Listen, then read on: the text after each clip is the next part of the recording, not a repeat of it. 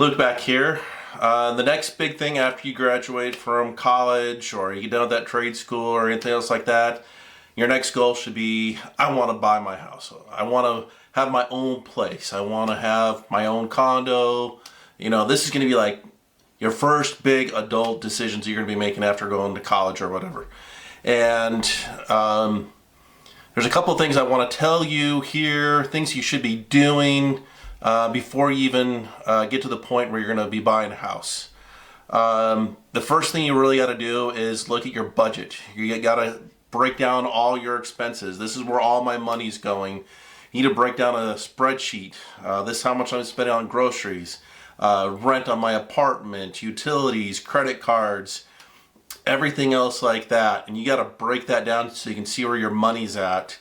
The next thing you need to do, it's like a debt snowball effect, where if you have credit card expenses, you have Caesars rewards credit card stuff, you got to pay down all those credit cards, all that debt you have out there.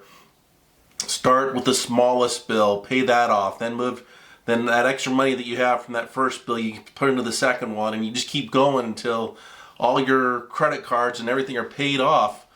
The only good debt that you should have left before you go off to buy a house is like your student loan bill, whatever you have left from there. And it could take 10 years to pay that student loan off, but you can be saving some money now for your house. So now, once all your credit cards and all your other small bills are paid off, you should now be looking at like, how much can I spend each month on getting a down payment for a house. Okay, so you're going to be looking at, can I squirrel a little bit of money more away? Can I be eating on ramen noodles and stuff like that? Your apartment should have the furniture of Bill, or of Chandler when he was in Friends, and all he had was lawn furniture and a canoe. I mean, you're stripped down to like just the bare amount because you need to save up for a house. And what I want you to do, though, is still invest in yourself. If you got a job and your employer is, say, matching your 401k up to 5%, I want you to put 5% into your company 401k. If your first job out of college or after high school doesn't have a 401k, I want you to put at least that 5% into a Roth IRA and making money that way. So you're having a nest egg building up. If you invest $100 a month for 40 years, and so you get a return of somewhere around 10-11%, you should have around $1 million after 40 years. So the earlier you get started, the earlier you're going to hit that $1 million. The other thing is by you investing in a house, it is one of the biggest wealth builders for you. Almost every millionaire, their first big asset is actually their house. So this is helping you to build wealth as well. So you're working on your budget. You're starting to save up. So now you're having that money that you're able to stash away. I want you to try to get at least 10%, maybe 15% of your take-home pay. You're starting to put it into an account now for your down payment.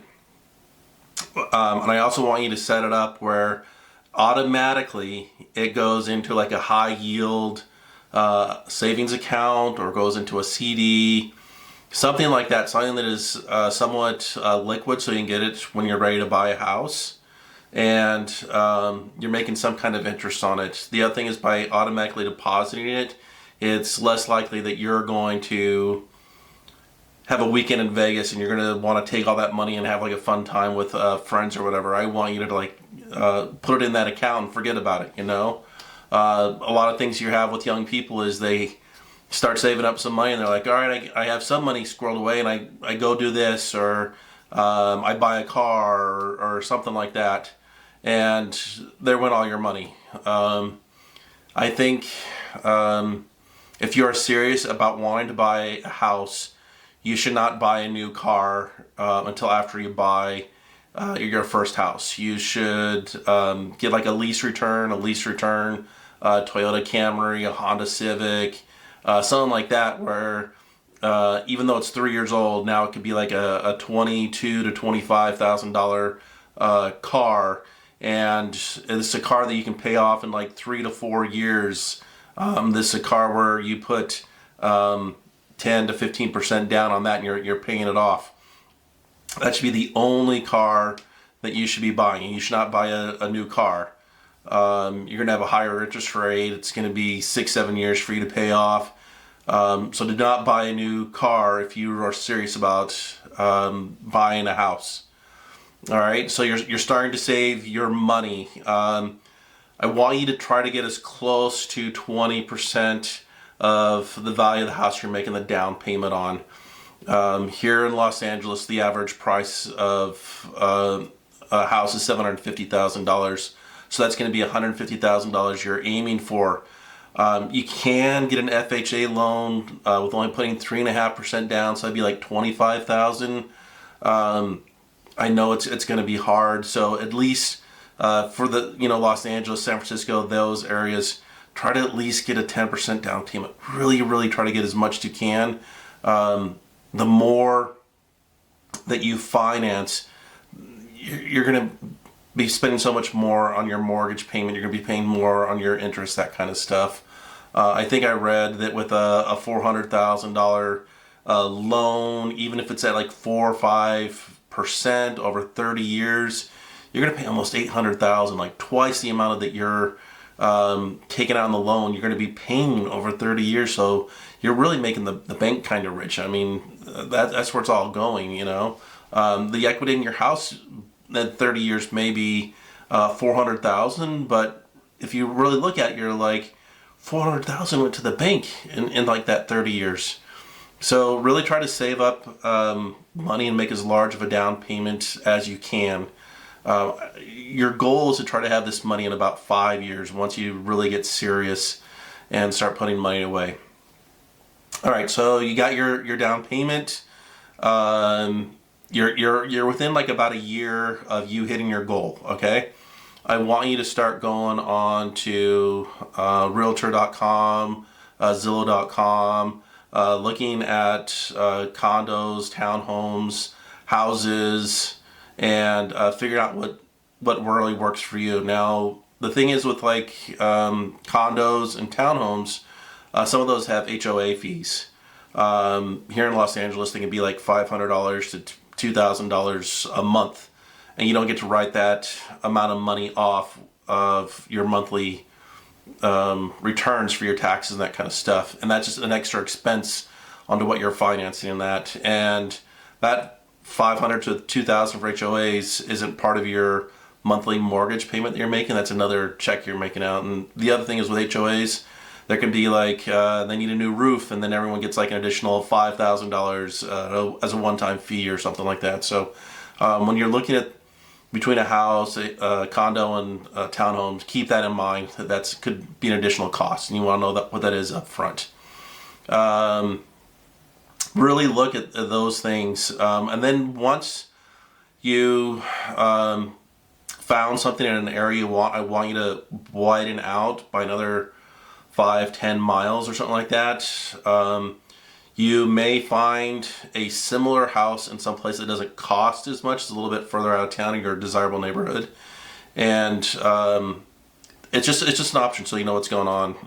The other thing, you may not have kids, but you should be looking into schools. See what the neighborhoods are like. If there's trash on the streets, that's another indicator of like how good the neighborhood is.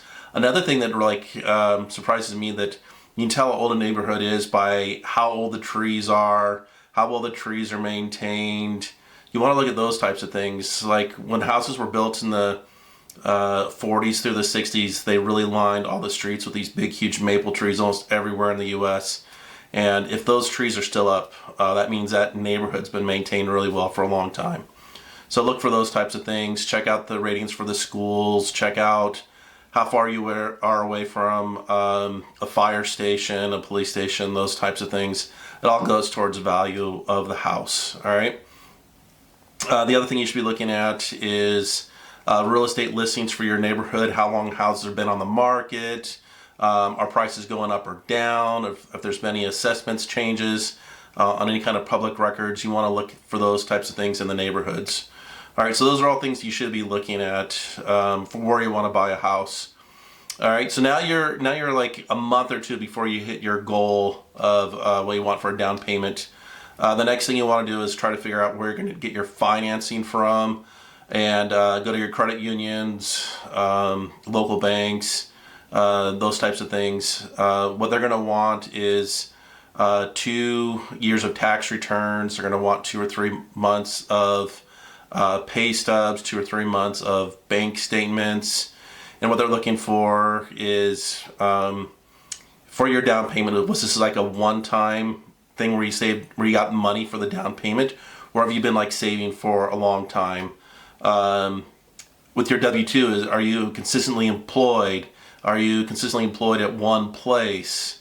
When they're looking at your like bank statements, they're seeing, are you consistently making the same types of payments for credit cards, utilities, those types of things. If you start doing a lot of cash withdrawals at ATMs, and they may think like you're gambling a lot,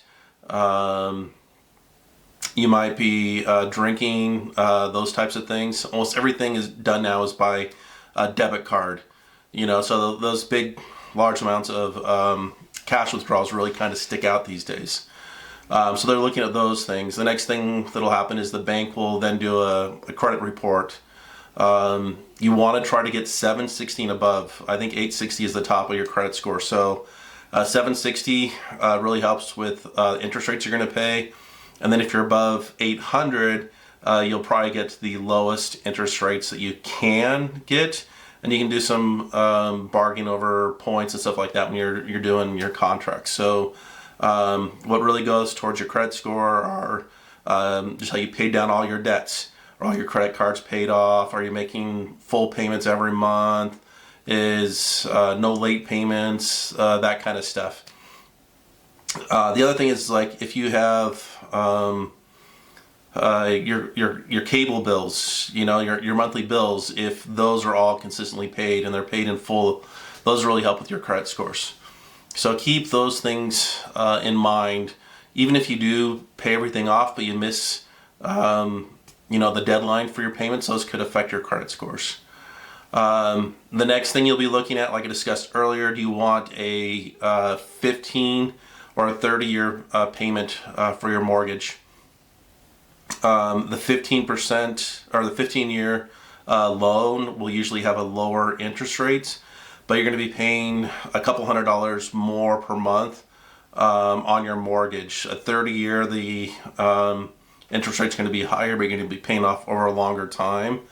I think I read somewhere that if you make one extra payment a year on your 30-year mortgage, you're going to pay it off in like 22 years. So if you can pay an extra, even just $50 a month, it really helps pay down your loans faster for you. So keep that in mind also later on. So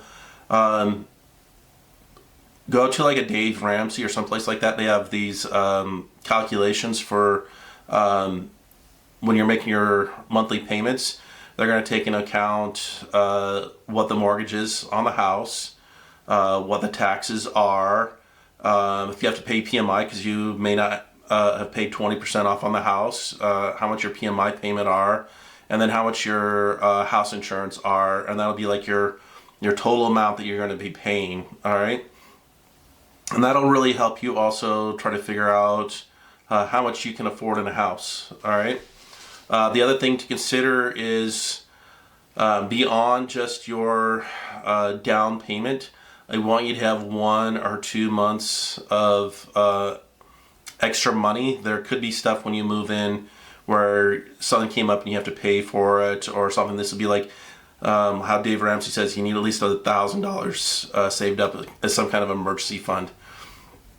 That's kind of like what this is. You are saving just a little bit amount of money to when you first move in, there's something that could be wrong. All right.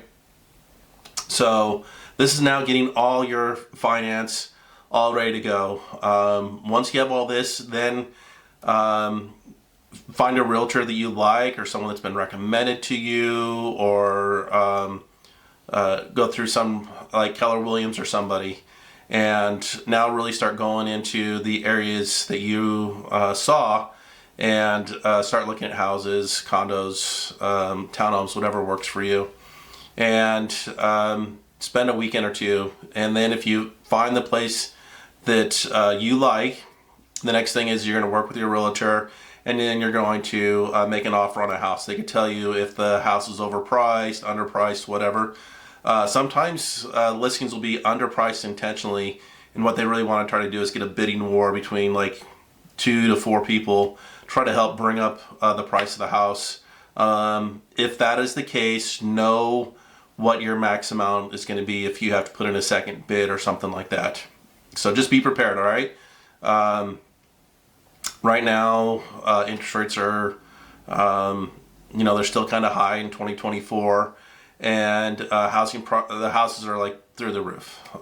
It just costs too much. So be patient on what you have out there.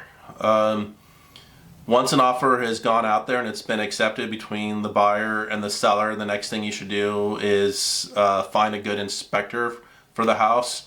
You really want them to check the roof, if there's been any kind of electrical fires, any kind of flooding, what kind of crawl space do we have, are there any termite damage, if you see any mold. You're really going to go through all these things as part of an inspection.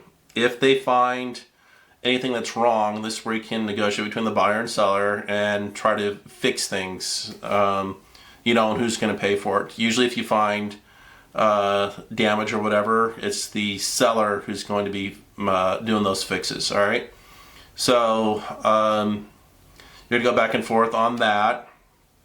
Hopefully there's nothing wrong. The next thing that's going to be happened is you're actually going to be signing off on all the paperwork then, and actually you buying the house. Here in California, it's like 50-60 pages of the contract for you to actually buy the house. All right, so you want to, usually a realtor knows a good notary that they would recommend, and your realtor and the notary will like walk you through the process and what you're signing off, what you have to sign, what you have to initial, date, all that other kind of stuff. So that'll all be done, and then you're going to be signing that all off, and then hopefully a day or two later everything clears, it all goes to the city, that's all gets taken care of, and congratulations, you bought your first house. This is like a really big deal. I think less than 25% now of U.S. adults own a house, so congratulations on buying your first house. This is like a really big deal. The other thing I want to put out there is most millionaires own a house. If you decide to go into realty, it's investing and then rent out your house. Usually the millionaires' rental properties are part of their portfolio. And if you ever hear anybody saying renting out a house is passive income, any kind of income takes work. So keep that in mind. You may have a renter that trashes the place, does damage to the place. You may have to fix things all along. People may leave and you have to get new renters. It is not totally passive income. There is work to be out there. All right. But congratulations, you bought your first house. For more tips like this and news in the future, come back to this channel. I'm Luke Wackler, and I'll try to answer all your questions in the future. If you have any questions for me about this or any other videos, please leave a comment down below. Thank you.